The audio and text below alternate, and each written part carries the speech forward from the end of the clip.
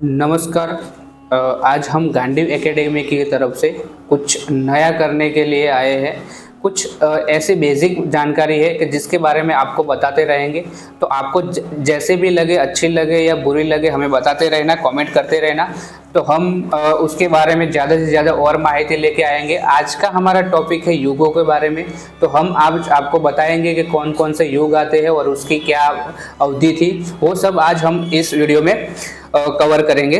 तो युग की बात करें तो युग का अर्थ होता है एक निश्चित काल अवधि। 4 युग अर्थात सतयुग, त्रेता युग, द्वापर युग और कलयुग में काफी अंतर है। हर युग में मनुष्य की बनावट से लेकर उसके व्यवहार में कुछ मूलभूत परिवर्तन आए हैं। ऐसे में आज हम जानेंगे कि कौन सा युग कब से प्रारंभ हुआ और उसकी क्या विशेषता है। आज हम सबसे पहले बात करते हैं सतयुग की। चारों युगों में सबसे पहला युग यानी सतयुग की अवधि लगभग 17,28,000 वर्ष बताई गई है। माना जाता है कि सतयुग का प्रारंभ कार्तिक माह के शुक्ल पक्ष की 9वीं तिथि को हुआ था। माना जाता है कि इस युग में देवी देवता पृथ्वी पर मनुष्य की भांति ही रहते थे। साथ ही इस युग का तीर्थ पुष्कर को माना गया है। सतयुग में पाप और अधर्म के लिए कोई जगह नहीं थी। इस युग में भगवान विष्णु के मत्स्य, कच्छप, वराह और नरसिंह अवतार हुए। ये थी हमारी सतयुग के बारे में जानकारी। अब हम जानते हैं आगे के युग के बारे में, जैसे कि त्रेता युग। त्रेता युग की हम बात करें तो शास्त्रों में त्रेता युग की अवधि लगभग 12,28,000 मानी गई है।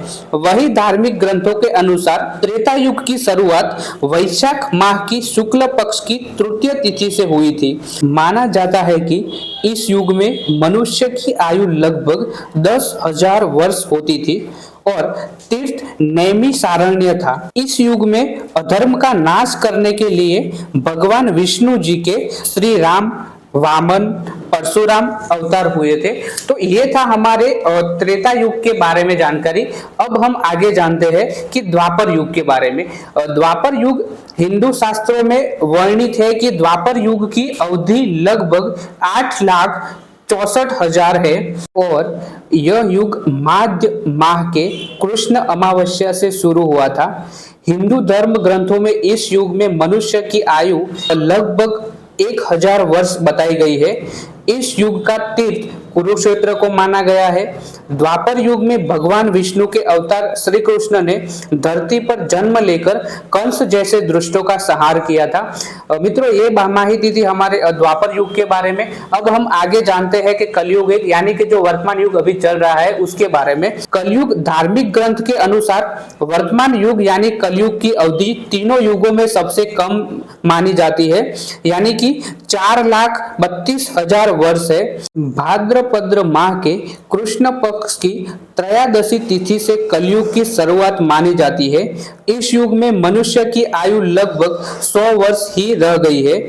वही गंगा नदी को कलयुग का तीर्थ स्थान माना जाता है और चारों युग में पाप की मात्रा कलयुग में सबसे अधिक मानी गई है। इसके साथ ही इस युग में विष्णु जी के अवतार माने गए भगवान बुद्ध का भी जन्म हुआ, जिन्होंने मनुष्य का अहिंसा का रास्ता दिखलाया।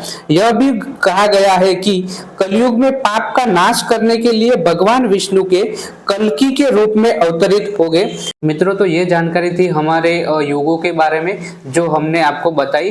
तो आपको ये वीडियो कैसा लगा ये हमें कमेंट जरूर करना और आगे आपको कौन सा टॉपिक चाहिए उसके बारे में भी हमें बताना। तो हम अगला टॉपिक वो लेके आएंगे। तब तक के लिए सब मित्रों को जय हिंद, जय भारत, वंदे मातरम।